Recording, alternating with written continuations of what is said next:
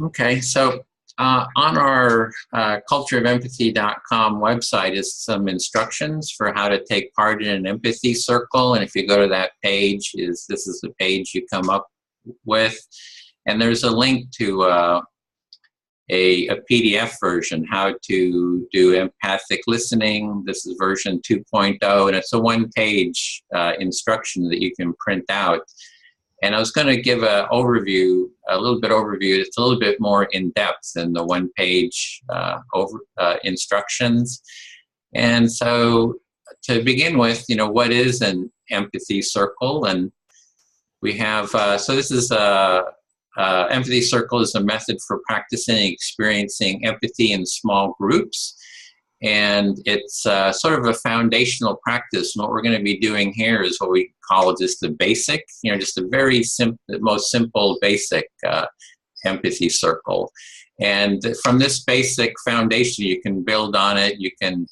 We've done empathy circles with book club discussions, which is a bit like what we're doing here with Bill Miller's book. We've done, it's a foundation for conflict management discussions, for personal support and discussions centered around social tragedies. Once we did one on school shootings. And then,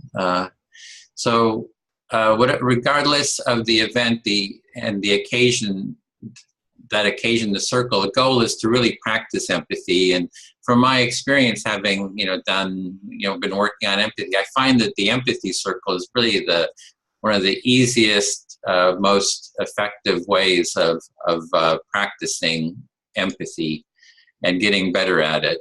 And this entails being present with one another in a non-judgmental, authentic, open, and receptive way. So I'm going to read some of this, and some I'll ad-lib.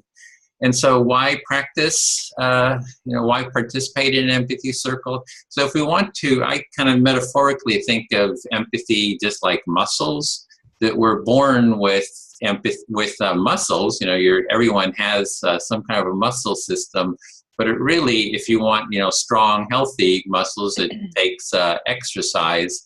In the same way with empathy, that like the muscle system, everyone has empathy. We're born, wired just naturally for empathic connection and understanding, but we can really practice and deepen it and, make those muscles or those capacities better.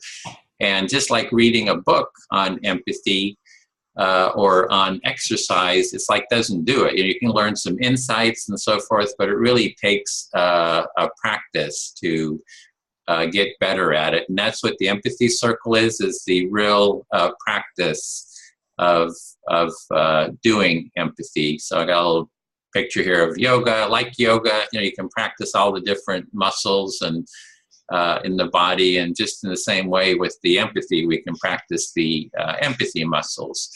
And another metaphor is like music, that, to start with practicing, playing a symphony, we need to practice scales, get the basic foundational aspects of, music down.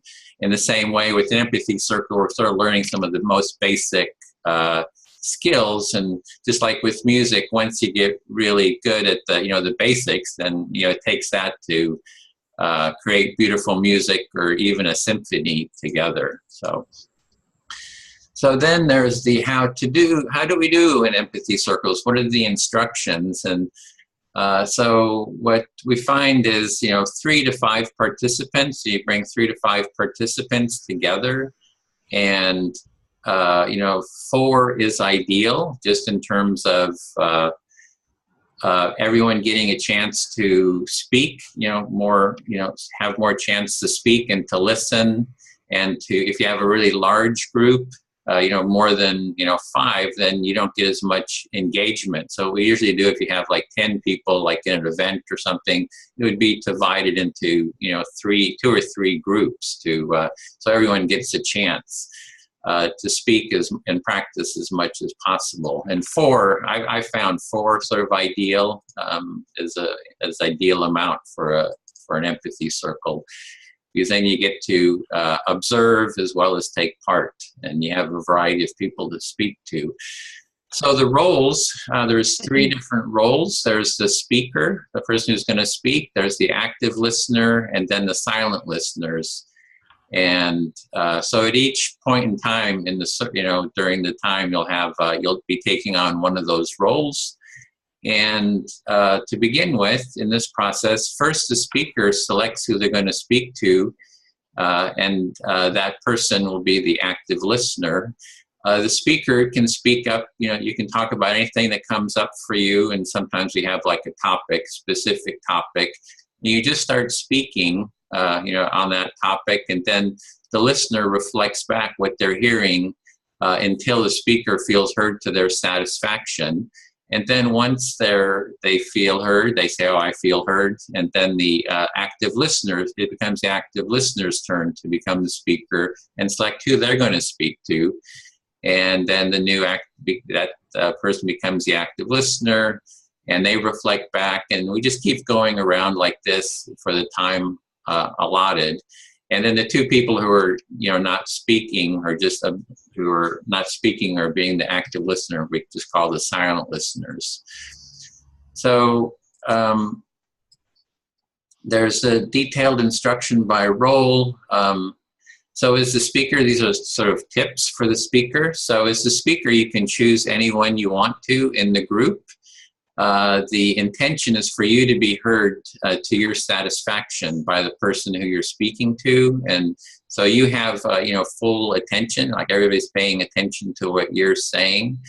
And as the speaker, you want to pause often to allow the listener to reflect back what they're hearing you say, because if you say a lot, then it becomes hard for the for the listener to kind of remember, or maybe you're shifting from one topic to the next, and then they might lose sort of the thread. So it just helps to periodically, stop, pause, give a chance for the listener to reflect back.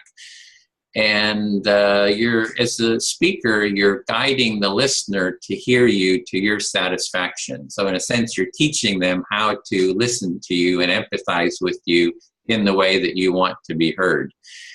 And then once you feel like you've said what you had to say, and you come to a natural conclusion, or sometimes we put a time limit, maybe 3 or 5 minutes or more to it. Then when the time is over, if you feel fully heard, you can say, "I feel fully heard," and that just indicates that you're finished, and it's the listener's turn to speak. And so that just kind of creates a transition to the next person to become the speaker. So then some tips for the active listener. So let's see.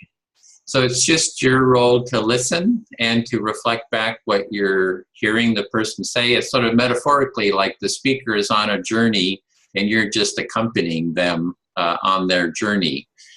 And then you're just periodically sort of checking your understanding to make sure you're still with the speaker on their journey.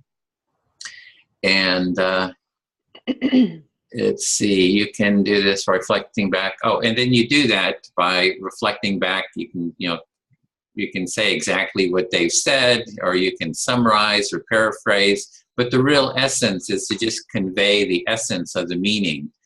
And or you can use a sort of a combination of these different, summarizing, paraphrasing, reflecting, or even just getting the feelings that you're hearing the person say. So you keep your attention on the speaker rather than on your interpretations. You don't ask questions, you don't judge, you don't analyze, you just don't diagnose. You're just offering empathic listening. You're not offering sympathy. And so relax, there's no right and wrong way. You're not being judged. This is sort of a learning experience, and we're all learning. And just do the best you can. You're just trying to simply working to make the speaker feel heard to their satisfaction.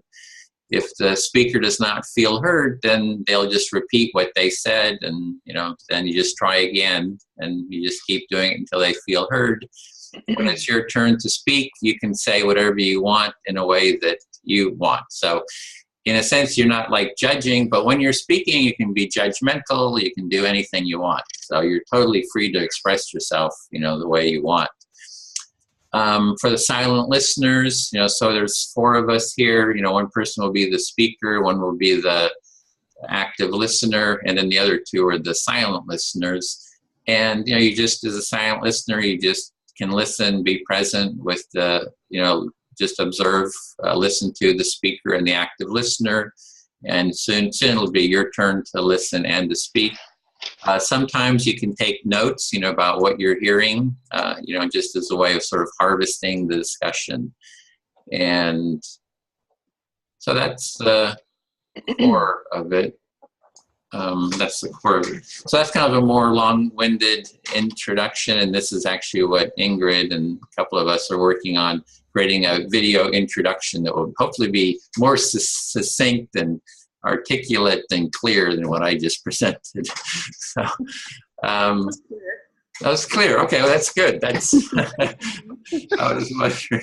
so now I'm going to stop the recording because I just wanted to